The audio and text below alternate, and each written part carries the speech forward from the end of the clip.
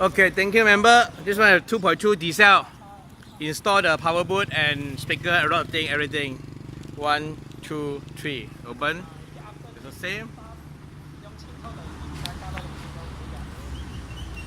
And then got the kick sensor.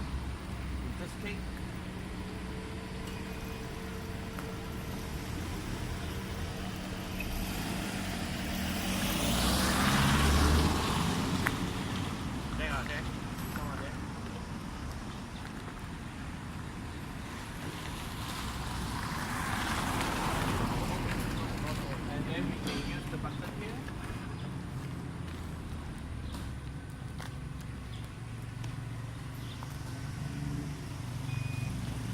Or you can use the remote. 1, 2, 3.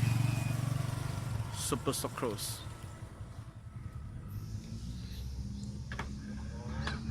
Thank you for watching the video.